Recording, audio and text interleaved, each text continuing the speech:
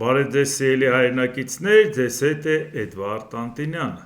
Ողջունում եմ ձեզ Համայնայության մայրաքաղաք Երևանից։ Այսօր հունվարի 24-ն է 2026 թվական։ Կխոսենք աշխարհաքաղաքական, տարածաշրջանային, ներպետական, ուշագրավ թեմաներից, որոնք կներկայացնեմ իմ մեկնաբանությամբ։ ԱՄՆ նախագահ Դոնալդ Թրամփը գրել է. «Ես ուզում եմ շնորհակալություն հայտնել Ադրբեջանի նախագահ Ալիևին և Հայաստանի վարչապետ Փաշինյանին անցյալ օգոստոսին ստորագրված խաղաղության համաձայնագիրը պահպանելու համար։ Սա տհաճ պատերազմ էր 8 պատերազմներից մեկը, որը ես ավարտել եմ, բայց հիմա մենք ունենք բարգավաճում և խաղաղություն։ Փետրվարին փոխնախագահ Վենսը կայցելի երկու երկրներ՝ մեր խաղաղության ջանքերը շարունակելու և միջազգային խաղաղության և բարգավաճման համար Թրամփի ուղին առաջ մղելու համար։ Մենք կամրապնդենք մեր ռազմավարական գործընկերությունը Ադրբեջանի հետ, կկնքենք խաղաղ միջուկային համագործակցության գեղեցիկ համաձայնագիր Հայաստանի հետ, խաղաղ միջուկային համագործակցության։ Կկնքենք գործարքներ մեր մեծ կիսահաղորդչային արտադրողների համար և կվաճառենք ԱՄՆ-ում արտադրված պաշտպանական սարքավորումներ, ինչպիսին են զրահաբաճկոնները, նավակները և այլն, Ադրբեջանին», գրել է Թրամփը։ Այդ տարբերության վրա շատ չեմ ուզում կենտրոնանալ, որ Դավոսում Թրամփը Ալիևի հետ առանձնազրույց ունեցավ, Փաշինյանի հետ կարճ խոսակցություն, կամ էլ նախապես խոսում էր նրա մասին, որ Ջեյ Դի Վենսը փոխնախագահ գալու է Հայաստան, բայց դեռ չէր խոսում Ադրբեջան գնալու մասին, և այդ մասին սկսեցին խոսել արդեն Ալիևի հետ հանդիպումից հետո Դավոսի, և նաև, որ այս ծավալներից երևում է, որ շատ ավելի մեծ ծրագրեր ունեն Ադրբեջանի հետ, քան Հայաստանի հետ, դա այդ բոլորը իհարկե նշանակություն ունի, բայց դա չի ավելի կարևորը, քան այն, որ մենք մտածում ենք այսպես։ Ադրբեջանը ասում էին, մերոնք էլ էին հայտարարում, այնպես չի, որ մերոնք չեն ասել, որ պատրաստվում էր ուժով վերցնել Սյունիքը և Ադրբեջանի մայր տարածքը միացնել Նախճեվանին։ Եվ դա կանխվեց գործարքի արդյունքում, որը Դոնալդ Թրամփը առաջարկեց Հայաստանին և Ադրբեջանին։ Մենք լավ գիտենք, որ նախ Դոնալդ Թրամփի բանագնացը հանդիպեց Ադրբեջանի հետ, բոլոր պայմանավորվածությունները ձեռք բերեցին, որից հետո արդեն իսկ Փաշինյանն էլ չի հերքում, որ նախաձեռնությունը այդ ճանապարհի դա ԱՄՆ-ի այսօրվա ադմինիստրացիայինն է։ Այսինքն այդ բոլորը դնում ենք իրար կողք հասկանալու համար։ Եվ Ալիևն էլ ասում է, այո, մենք ենք նախաձեռնողը եղել խաղաղության, մենք ենք ձգտել դրան, ավելի լավ է մենք մեզ հասանելիքը վերցնենք մեքենաներով գալով Հայաստան մեր պատմական տարածք, քան տանկերով։ Եթե դա կստանանք խաղաղ պայմաններում, խնդիրը ինչու՞մ է։ Նախկին իշխանությունների օրոք, երբ որ մենք ասում էինք, որ Ադրբեջանին տրվում է հնարավորություն ժամանակը օգտագործել զինվելու, բացի դրանից միջազգային մթնոլորտը փոխելու, որ եթե ինքը պատերազմ սկսի իրան ագրեսոր չհամարեն, այն ժամանակվա սպասարկուները Ռոբերտ Քոչարյանի ու Սերժ Սարգսյանի ասում էին, ինչ չար ու նախանձ եք, մի լավ բան չեք նկատում, բայց մենք մանրամասը ներկայացնում ենք, թե ինչպես է ժամանակը աշխատում ի վնաս մեզ։ Իսկ մեզ բացատրում էին, որ մենք զարգանում ենք, տնտեսական աճ ունենք, թռիչքաձև զարգացում ունենք, Կովկասյան վագրն ենք եւ այլ եւ այլ։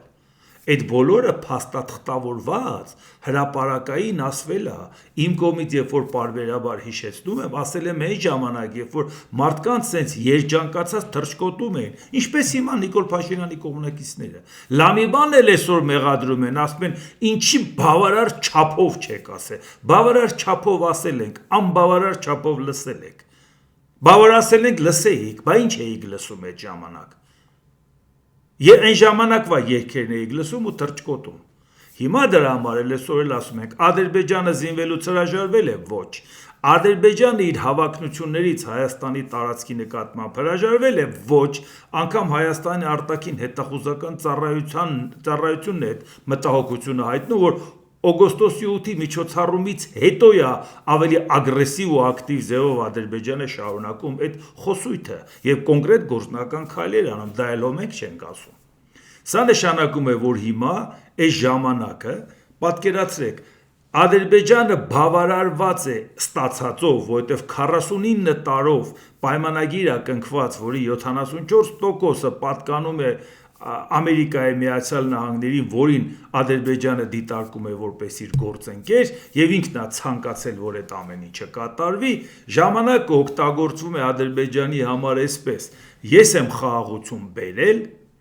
այդ դեպքում բան չէ, իմ քայլերը սահմանափակում Հարգելի եվրոպական կառույցներ, բա դուք ում շահանեք սպասարկում, եթե Հայաստանը գոհ է։ Ցանկացած միջազգային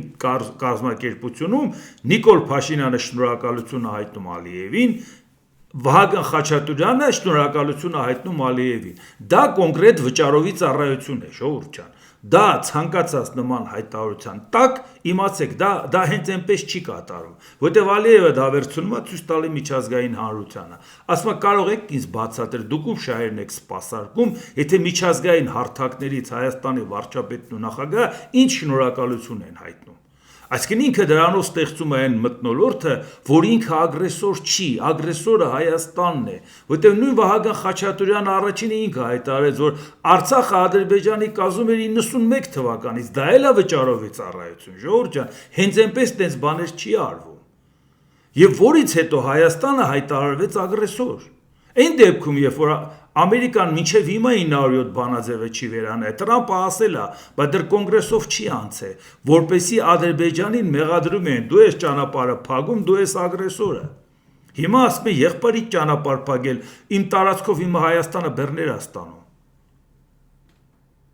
Ինչի մասին է խոսքը։ Հայաստանը ինձ շնորհակալություն է հայտնում, ասում է խաղաղություն է եկել, ես այլևս իմաստել չունի, զինվեմ, որովհետև խաղաղություն է եկել։ Այսինքն Եթե Ադրբեջանը հիմա Տրամպից կստանա առավելագույնը, այն ինչ որ հնարավոր է ստանալ, Փաշինյանից կստանա առավելագույնը, այն ինչ որ հնարավոր է ստանալ, բայց եթե վաղը Տրամպը փոխվեց, եկավ մեկ ուրիշը, որը դատապետեց Տրամպի քաղաքականությունը, ինչպես ինքը իր նախորդների, այդ ժամանակ մենք շուռ են գալու, ինչ ենք նայելու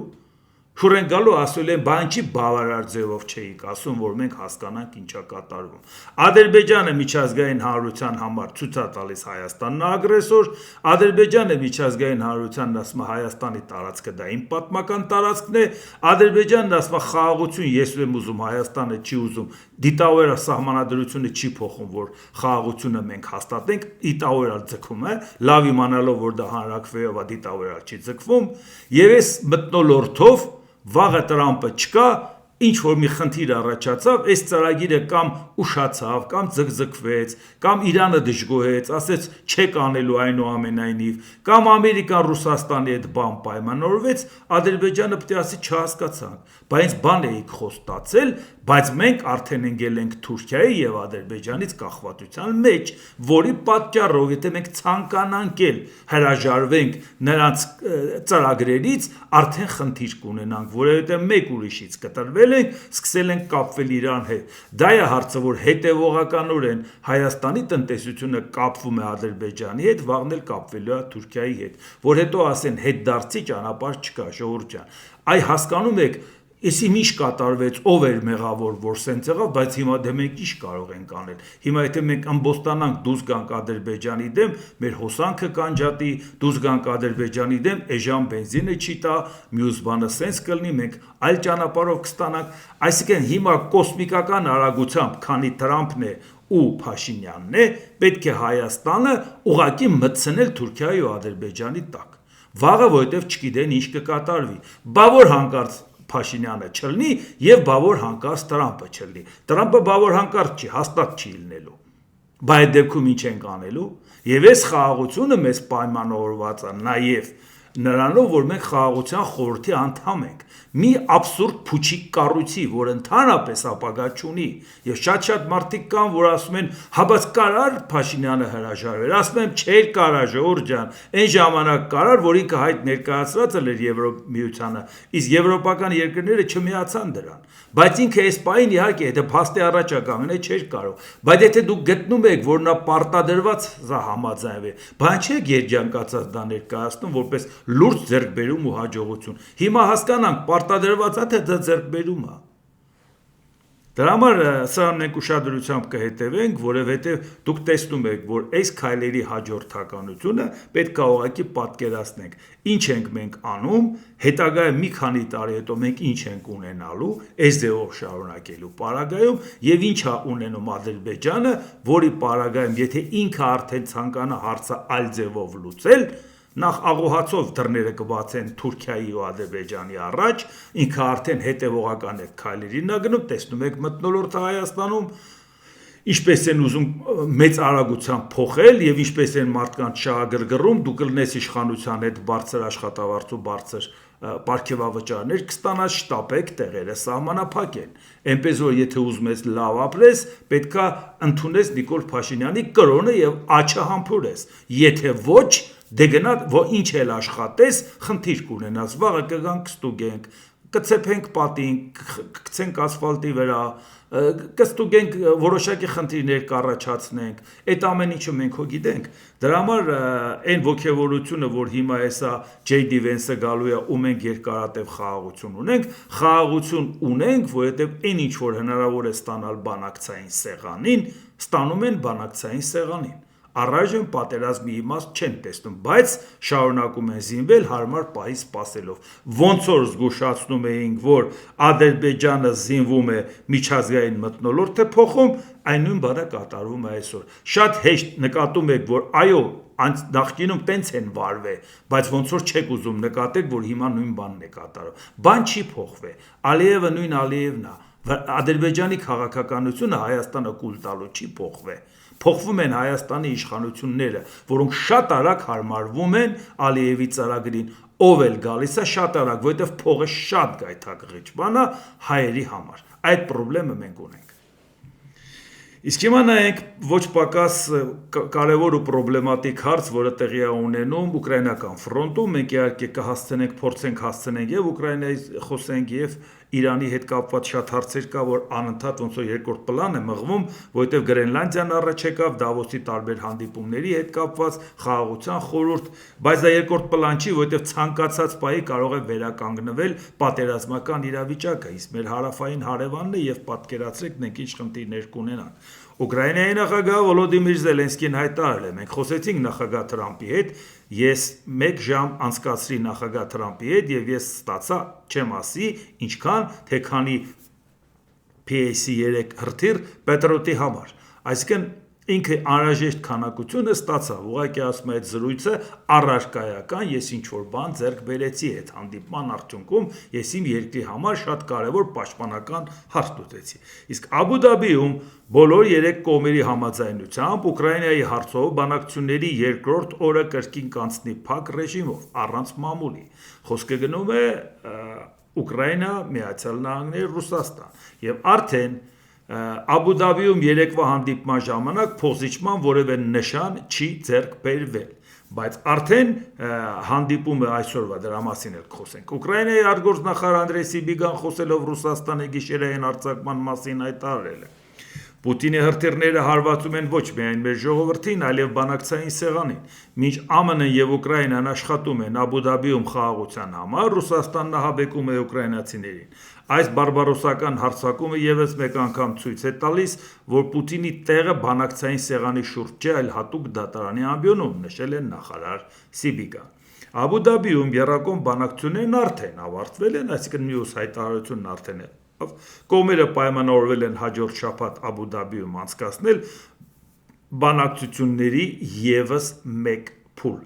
Իհարկե որոշակի արտահոսքեր կար, քանի որ փակ էր, հայտարարություն չի արվել մամուլի համար, որ այնտեղ կառուցողական, դրական արձագանքներ այնուամենայնիվ կան, բայց քանի դրանք ուղակի, այսպես ասած, արտահոսքի տեսքով են, այլ ոչ հրապարակային, ես ձեզ ուղակի չեմ ներկայացնի։ Իսկ հիմա նայենք Եվրոպայում ինչ է կատարվում, նաև հակադրվելով Ամերիկայի Միացյալ Նահանգների հետ, ինչքան էլ որոշակի պայմանավորվածության կան, այնուամենայնիվ վտանգը տեսնում են Եվրոպայից։ Եվրոխորհրդարանի անվտանգության եւ պաշտպանության ենթահանձնաժողովի նախագահ Մարիա Ագնես Շտրակ Ցիմերմանը Գերմանիայի իշխանություններին կոչ է արել հնարավորինս շուտ վերադարձնել ԱՄՆ-ում պահվող իրենց ոսկու պաշարները։ Դաշնային կառավարությունը պետք է գերմանական ոսկու հայրենիք ամբողջական վերադարձի հստակ ժամանակացույց ներկայացնի։ ԱՄՆ-ի նկատմամբ վստահությունը չի կարող փոխարինել ինքնիշխանությանը և տնտեսական և պաշտպանական ոլորտներում, ընդգծել է Շտրակ Ցիմերմանը։ Գերմանիան տիրապետում է աշխարհում երկրորդ խոշորագույն ոսկու պաշարի՝ 3350 տոննա, առաջի տեղում ԱՄՆ-ն է։ Հիմա հարց. դա այսօր է այս լյութը տարածվել, բայց մի քանի օր առաջ էինք մենք այս մասին խոսում, որ երկրորդ համաշխարհային պատերազմի ժամանակ, երբ որ ԱՄՆ-ի դիրքերն այնքան թույլ էին, մեծ դեպրեսիան լավ եք հիշում, հենց համընկավ Ֆրանկլին Դելանո Ռուզվելտի պաշտոնավարման հետ, 32 թվականից արդեն դեպրեսիան սկսված էր, 33 թվականին ինքը արդեն դարձավ նախագահ, և այդ դեպրեսիայից ԱՄՆ-ը դուրս եկավ երկրորդ աշխարհամարտի ավարտից հետո,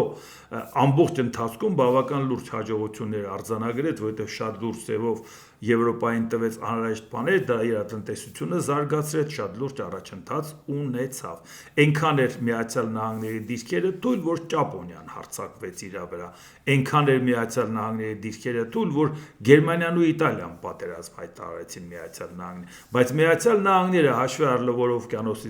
օվկիանոսով կտրված էր Եվրոպայից, Եվրոպայի ինչքան գրաված, առգրաված ու չգիտես ինչ պահուստներ կային, ուղարկում են ԱՄՆ, և դա հանդիսացավ, որ կտրուկ աճ գրանցեց ԱՄՆ, էլ չենք խոսում, որ ամեն ինչը չի, որ օրինական են հանձնել ԱՄՆ-ին։ Ես պատահական չի, որ Երրորդ Ռեյխին ֆինանսավորող Յալմար Շախտը, բանկիր ֆինանսիստ, Նյուրնբերգով ազատ արձակեցին, ընդհանրապես մեղավոր չճանաչեցին, ուղղակի դատարանի դահլիճից բաց թողեցին, որովհետև որոշակի պայմանավորվածություններ կար, նաև ստվերային գործարքներ ԱՄՆ-ի հետ։ Հիմա Գերմանիան կանգնում և ասում է՝ հերիք եղավ, բոլ եղավ, բերեք, ոսկին տվեք, մենք կպահենք, որովհետև այդ ոսկու պահուստներով շեշտակի իր դիրքը ամրապնդեց ԱՄՆ-ը։ Հիմա ասում են տվեք, մենք կանենք։ Սա ընդամենը մի քայլ էր, իմ ասած ամբողջական հակաքայլերի, որը որ ուղղակի զուգադիպեց, այդ մասին խոսում էինք, հիմա այսօր արդեն սրա մասին պաշտոնական հայտարարություն անում Եվրոպարլամենտի ամբիոնից։ Մի հարց էլ ուղղակի Դոնալդ Տրամպը ասել էր,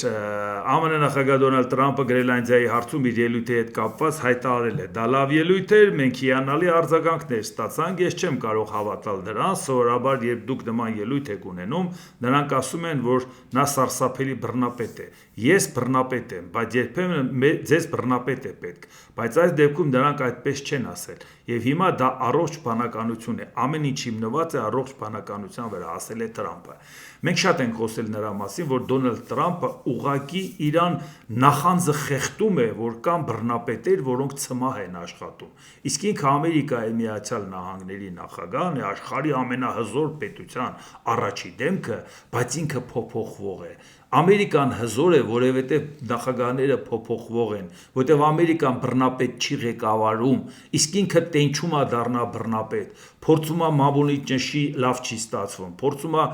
գիտական հիմնարկներին, բուհերին, ասեն, կանգնում է համալսարաններին, ասում է, եթե իմ ուզածը չանեք, ֆինանսավորումը կկտրեմ, դատավորներ դուք ձեզ լավ չեք պահում, եթե տենց անեք, ճնշում կգործադրեմ, նահանգապետեր, եթե ձեզ լավ չեք պահում, ես սենց կանեմ, դաշնային ֆինանսավորումը կկտրեմ, այս կանեմ, այն կանեմ, այն կանեմ, այսինքն իր բոլոր քայլերը ինքը ասում է, ես ուզում եմ բռնապետ դառնամ, ես ուզում եմ լինել Ամերիկայի կին ՉՆՆ-ը, ասում են չես կարող լինել, որովհետև դու չես կարող, դու այդքան չկաս, որ Ամերիկան Հյուսիսային Կորեա սարքես։ Հիմա մարդը ասում է, այո, ինքը հպարտ է, որ իրան բռնապետ են համարում, ինքը ուզում է բռնապետ լինել, որովհետև շատ դեպքերում բռնապետական կարգերով կարելի է կարգ ու կանոն հաստատել։ Ինչ կարգ ու կանոն է ուզում հաստատի Պուտինի նման, Լուկաշենկոյի, Կիմ Չն Ընի,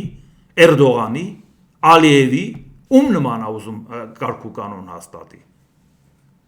Եվ սա իսկապես խնդիր է։ Ամերիկայի Միացյալ Նահանգները շատ դեպքերում նաև ավանդույթներով առաջնորդվել, ամեն ինչ օրենքով կարգավորված է։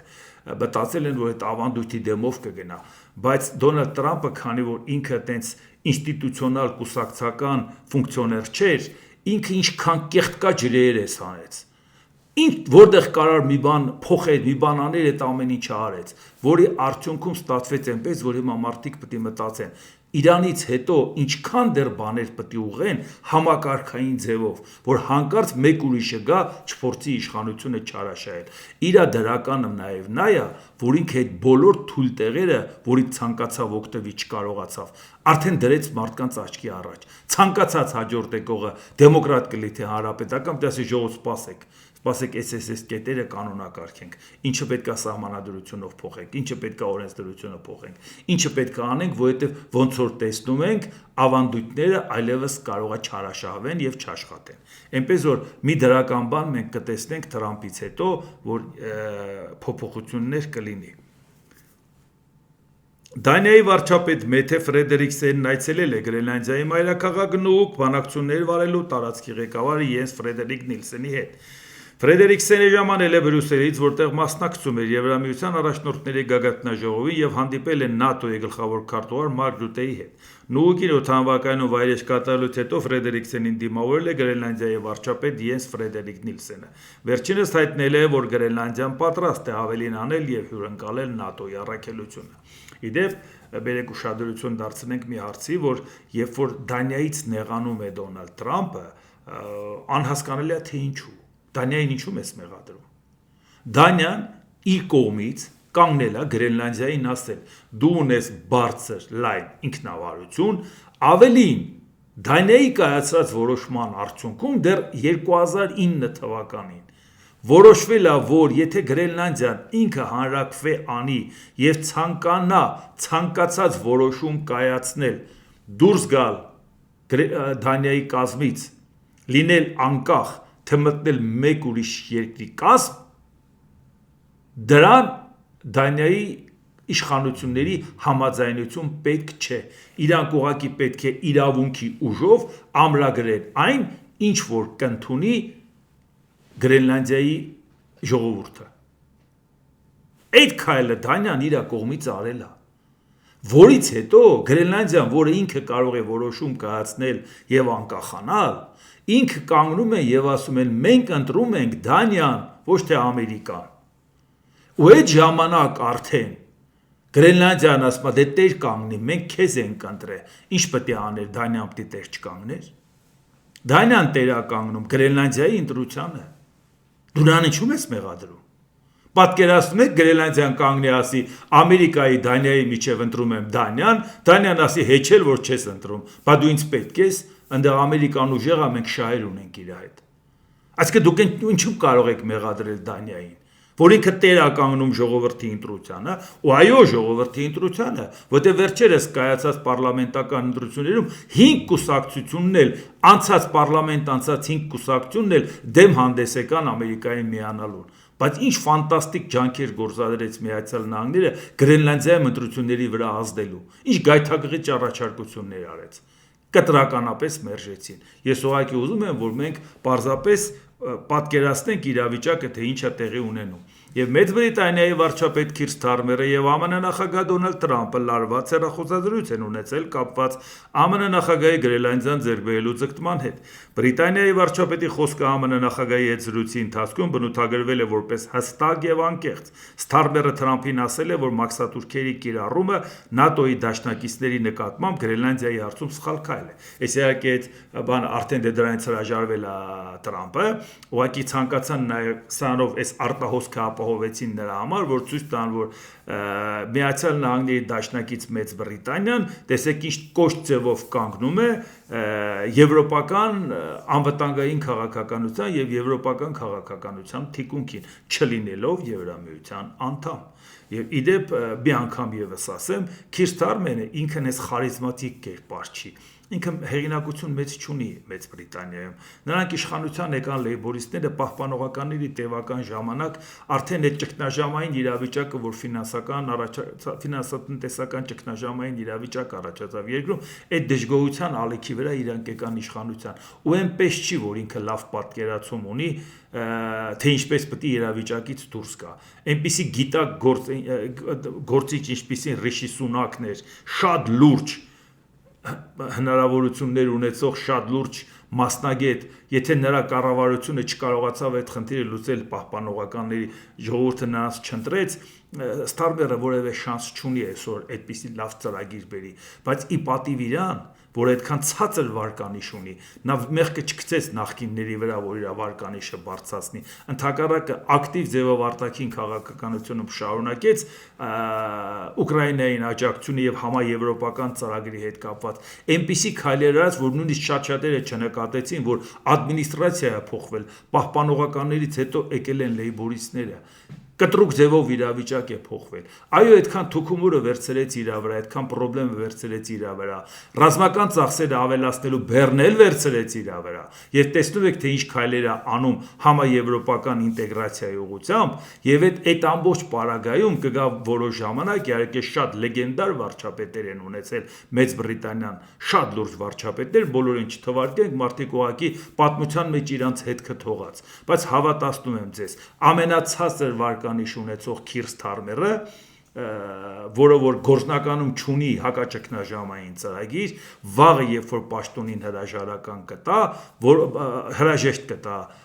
կարճ ժամանակ հետո մի քիչ կանցնի, մի քիչ պատմություն կձևավորվի, հավատացնում եմ ձեզ, որ բրիտանացիները կհպարտանան Քիր Սթարմերով։ Այսօր իհարկե ասում են, բան չէ, մեր վիճակը վատ է, ինչի հարկերը բարձր, ինչի գները թանկ եւ այլ եւ այլ։ Ես հասկանում եմ, ընտրողը այլ չափորոշիչով է շարժվում։ Մենք դրսից ենք այդ ամեն ինչը նայում, մենք նայում ենք նրա դերակատարությունը համաշխարհային process-ների մեջ։ Դրա համար չեմ կարծում, որ Քիր Սթարմերը հիմա աջակցության կարիք ունի, բայց ես ուղղակի ասում եմ, որ պատմությունը իրան կդնի իր իրական տեղը։ Այսօր նա անարդարացի է թուքումուր ուտում, պարզապես ուտում է, որովհետև ինքը այսօր ավելին չի կարողանի, որ երկիրը կարողանա ավելի լավ բարեկեցիկ վիճակի բերի։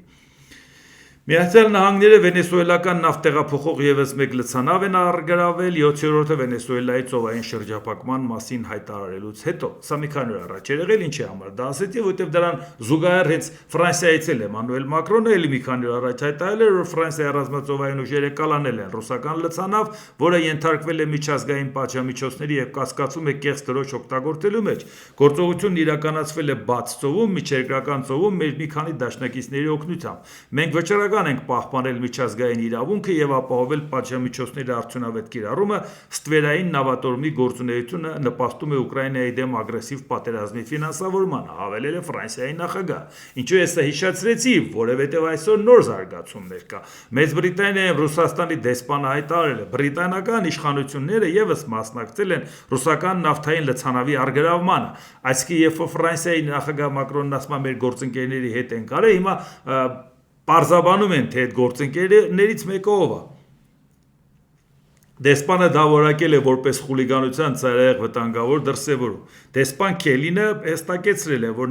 ցանավերից մեկի ձերբակալությունը ֆրանսիական իշխանությունների կողմից իրականացվել է բրիտանական հետախուզական նավերի մասնակցությամբ։ Այսինքն մեկ անգամ եւս տեսեք, որ Բրիտանիան ինչպիսի քաղաքականություն է վարում, համաեվրոպական քաղաքականություն, չնայած այս հարցում իհարկե դա համընկնում է նաեւ Միացյալ Նահանգների շահերին, ցանկացած ստվերային նավատորմի դեմ քայլերը առաջին հերթին աջակցությունը Մեծ Բրիտանիային։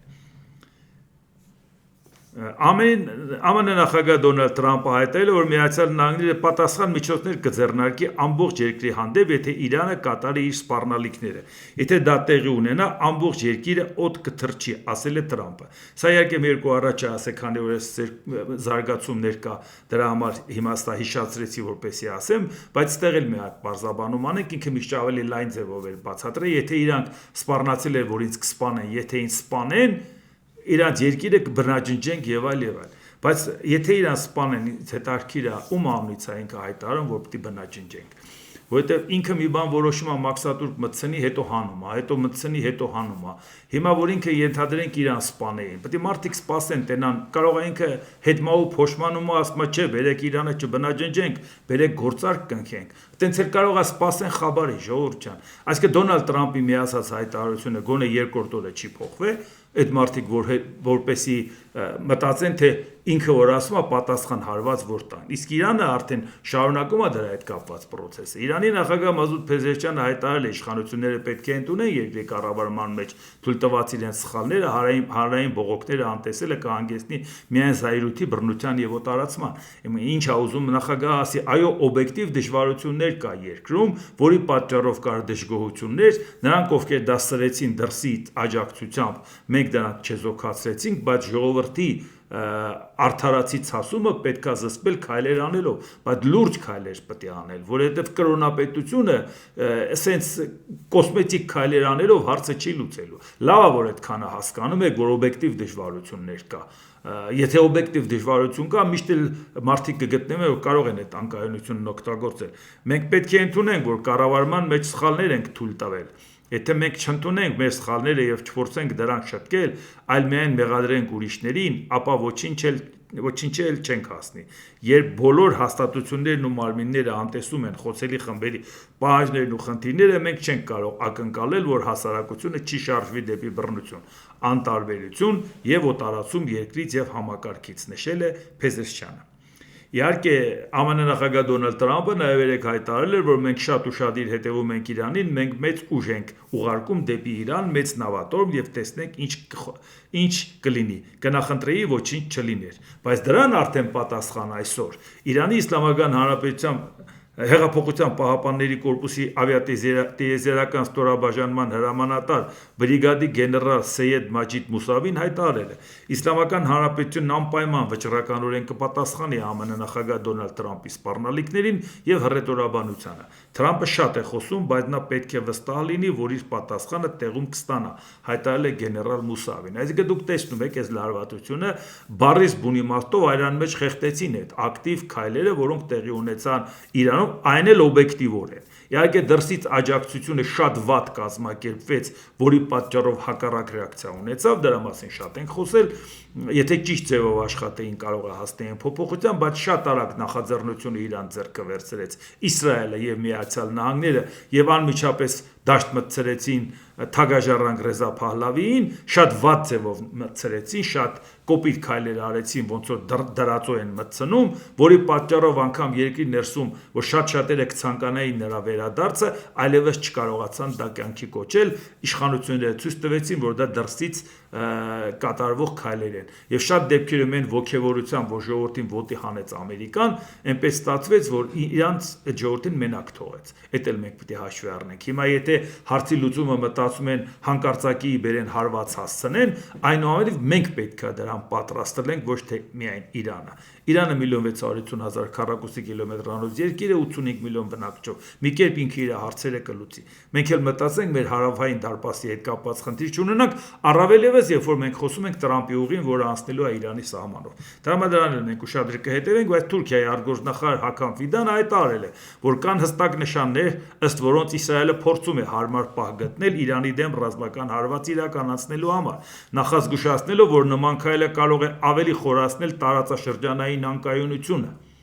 Թուրքիայի արտգործնախարարը խոսում է տարածաշրջանային անկայունությունից եւ վտանգներից։ Ինչ եք կարծում, մենք պետք է դրանից չմտածենք, չանհանգստանանք, որ դա հենց հատկապես բայետում է վերաբերվում։ Հույս ունեմ նրանք այլ ուղի կընտրեն, սակայն իրականությունն այն է, որ հատկապես Իսրայելը հնարավորություն է փնտրում հարվածելու Իրանին, ասել է Ֆիդան։ Ներողություն։ Այնպես որ սա էլ պատկերացնում եք Հայաստանի համար ինչքան կարևոր թեմա է։ Իսկ հիմա նայենք մի հետաքրքիր բան, ԱՄՆ պատերազմի նախարարությունը հրապարակած իր ռազմավարական փաստաթղթում հայտարարել է, որ ամերիկյան զինուժի հիմնական ուշադրությունն այժմ կենտրոնացված է ոչ թե Չինաստանի, այլ հայրենիքի եւ արևմտյան կիսագնդի վրա։ Սա 26 թվականի հայտարարությունն է ռազմավարական փաստաթուղթը, նախորդ եղել է 22 թվականին, այսինքն նշանակում է Տրամպի ներողություն Բայդենի օրոք եւ հիմա իրենք փոփոխություն են մտցրել։ Մենք կհոգանք, որ Մոնրոյի դոկտրինը պահպանվի նաեւ մեր օրերում, ասում է փաստաթղթում նկատի ունենալով 19-րդ դարի արտաքին քաղաքական դոկտրինը, ըստ որի ԱՄՆ ազդեցության գոտին տարածում է ողջ արևմտյան կիսագնդի վրա։ Նոր զեկույցում նշում է, որ ԱՄՆ-ն չի ձգտում խեղդել կամ նսեմացնել Չինաստանին, այլ պետք է զսպի այդ երկիրն ուժի, այլ ոչ թե առճակատման միջոցով։ Բա որ մի տարի է մենք ասում ենք որ պետք է Եվրոպայի դարձնես երկրորդ բևեռ երկուսով միասին եւ Չինաստանի հետ ոչ թե արճակատման գնաս, այլ Չինաստանը դարձնես երրորդ բևեռ սիրահոժար ձևով, որի պարագայում իմաստ չունի մրցակցության գնալ, դու չես կարող Չինաստանին մեկուսացնել, ընդհակառակը դու ես մեկուսանում դրա պատճառով Ռուսաստանին պետք է ճնշես, Չինաստանին քո կողմ քաշես։ Բա մի տարի է խոսում ենք, դա բանի պատերազմի նախարարության դոկտրին չի։ Խոսում ենք իրար հետ, բա մարդիկ լսում են, ես մի տարի մեռանք ասելով։ Այնքան է ասել Չինաստանի հետ լավ եղի, մեկն ասում է, բան չէ Չինաստանի շահերը պաշտպանում։ Ժողովուրդ ջան, Չինաստանը մնացել է որ ես իր շահերը պաշտպանում։ Ձեզ իրականությունը ներկայացնել է շահեր պաշտպանել չի, դա ուղղակի գնահատական է իրավիճակին։ Հիմա բարեբախտաբար Ամերիկայի Միացյալ Նահանգների դոկտրինում ասում է, որ ժողովուրդ ջան, հիմա Չինաստանը չի մեր թիվ 1 սպառնալիքը։ Բա ասում էինք, բա լսեիք։ Ու ինչքան բան կփոխեիք, եթե այսօր այդ վիճակում չլնեիք։ Ռուսաստանը զեկույցում նկարագրում է որպես մշտական, բայց կառավարելի սպառնալիք ՆԱՏՕ-ի արևելյան անդամների համար տեսանելի ապագայում։ Նշում է, որ Պենտագոնը կհոգա, որ ամերիկյան ուժերը պատրաստ լինեն պաշտպանվելու ԱՄՆ հայրենիքի դեմ ուղղված ռուսաստանյան սպառնալիքներից։ Այսինքն այն օրն եք ընկել, որ մտածում եք Ռուսաստանը ձեզ պետք է սպառնա, դուք էլ պատրաստվում եք պաշտպանվել։ Էս ինչ քաղաքականություն է։ Ու նաև ինչ նախնդիր է, նորից հիշեցնենք այս Մոնրոյի դոկտրինը, որ ինքը նորից իրանք հղում են անում, Մոնրոյի դոկտրինը նկատի ունեն Ջեյմս Մոնրոյին, Ամերիկայի Միացյալ Նահանգների 5-րդ նախագահին, 1817-ից 1825 թվական պաշտոնավարած 2 ժամկետում։ Մոնրոն բավական ծանրակշիռ նախագահ է եղել այն առումով, որ Իրանից առաջ Ջեյմս Մեդիսոնի կառավարությունում, իսկ Ջեյմս Մեդիսոնը դա 7 հիմնադիր հայրերից 4-րդն էր, որ եղել է նախագահ, 4-րդ նախագահ,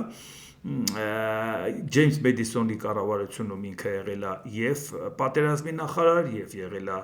պետքարտուղար, բավական լուրջ աջակցություն է ցուցաբերել Ջեյմս Մեդիսոնին Լուիզիանան գնելու հարցում եւ շատ տարածքներ նաեւ իր պաշտոնավարման ժամանակ ձեռք բերելու հարցում։ Ամերիկայի Միացյալ Նահանգները շատ մեծ նաեւ տերիտորիան եւ ազդեցությունը մեծացավ նաեւ Ջեյմս Մոնրոյի ժամանակ, բայց խնդիրը լրիվ ուրիշ բանին է վերաբերվում։ Ժորժ ջան, Մոնրոն ինչ էր ասում այդ դոկտրինը։ Ասում էր ամեն ինչ անենք, պայքարենք այն իսպանացիների դեմ, այն մյուսների դեմ, նենց անենք, որպեսզի այս երկրները նոր անկախություն են ստացել, այս երկրների վրա նորից իրանք ազդեցություն չթնեն։ Մենք տեր կանգնենք այդ երկրներին, որ նորից չգաղութացնեն։ Էս է եղել Մոնրոյի ասածը 1823 թվականին։ Պաշտպանենք այդ մարդկանց եվրոպական էքսպանսիայից։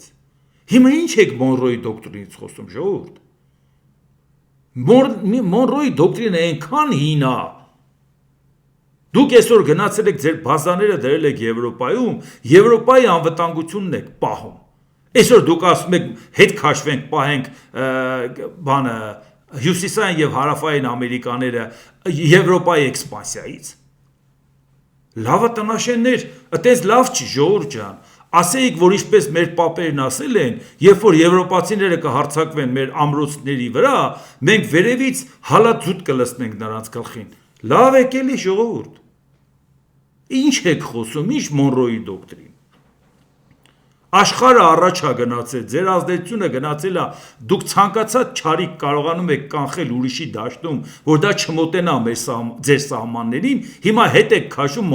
Մոնրոյի դոկտրինը ընդհանրապես նրա համար է, որ ուրիշը չգաղութացնի, ոչ թե դուք գաղութացնեք։ Դա ձեր ծրագիրն է եղել, ոչ թե բանի Ամերիկա աշխարհամասի պետությունների հետ պայմանավորվել եք եւ իրանք ձեզ այդպիսի լիազորություն են պատվիրակել։ Այսինքն սա տեղադրել այնքան հին մոտեցում է, որ ես չեմ պատկերացնում, սա ոնց են իրանք պատկերացնում, որ սա է ճանապարհը առաջ գնալու։ Այն դեպքում, երբ որ իրանք շատ լուրջ քայլեր ունեն անելու Եվրոպայի հետ կապված, եւ տեսեք, խնդիրը որն է, երբ որ Ամերիկայի Միացյալ Նահանգները փորձում է իզոլացիոնիստական քաղաքականություն վարի մեկուսացման քաղաքականություն, դա շատ ծանր հետևանքներ է ունենում իր պետության համար։ Չմոռանանք, որ ԱՄՆ-ի Միացյալ Նահանգների 34-րդ նախագահը Դվայթ Էյզենհաուերը,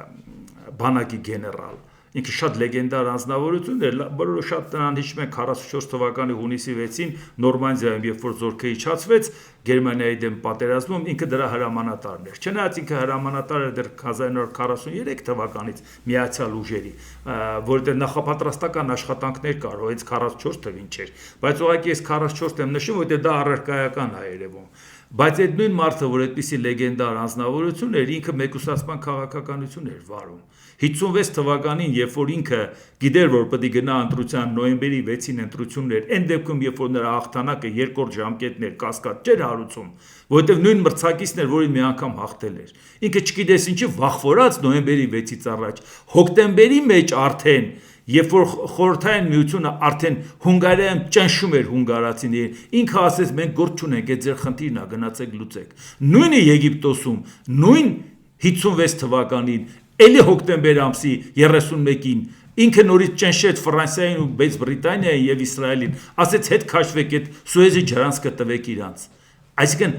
դու այդքանը զիջեցիր, բայց այդ նույն մարդը հետագայում երբ որ ընտրվելուց հետո 1960 թվականին այդ նույն ինքը անենց էր ագրեսիվ քաղաքականություն վարում երկաթյա վարագույրի եւ ագրեսիվ քաղաքականություն, որ արդեն անգամ հասել էր գագաթնակետին, որ սպասում են հեսա միջուկային պատերազմը Ամերիկան է սկսելու։ Ամենամեծ սկանդալային բանն էլ եղավ 1960 թվականի մայիսի 1-ին, հիշում եք, Պակիստանի Փեշավար քաղաքից ու երկու ինքնաթիռով, որ թռան Ուրալի վրա խփեցին, գալիս էին Մոսկվայային գալիս եւ Ֆրենսիս Գերի Պաուելսը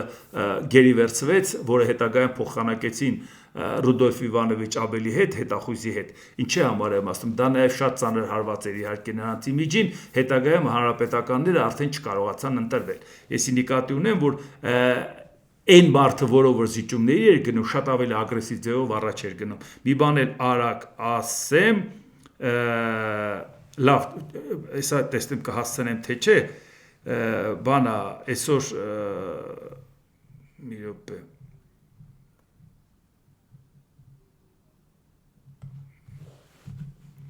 բանը Նիկոլ Փաշինյանը, որ այսօր խոսել էր նրա մասին, որ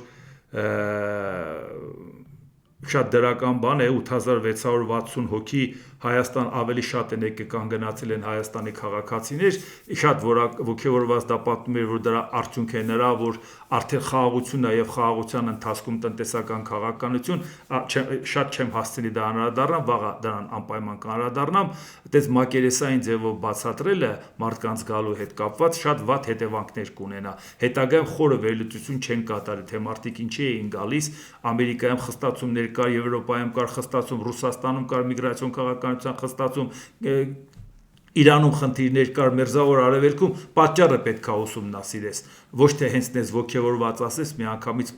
եթե պատճառը ուսումնասիրես, դրա արդյունքում նաև այո դրական, երբ որ մարդիկ գալիս են, կիմանաս եկել են մնալու են, թե եկել են գնալու են, եւ դրան մի ավելի մանրամասն վաղը կանրադառնամ։ Դե ինչ այսօր այսքանը, եթե հավանեցիք սեղ մեկ լայք կոճակը, բաժանորդագրվեք Էդվարդ Անտինյան YouTube-յան ալիքին, սեղ մեկ զանգակ կոճակը, գրեք մեկնաբանություններ, գրեք հարցեր, դիտեք եւ դատեք ինքներդ։ Շնորհակալություն։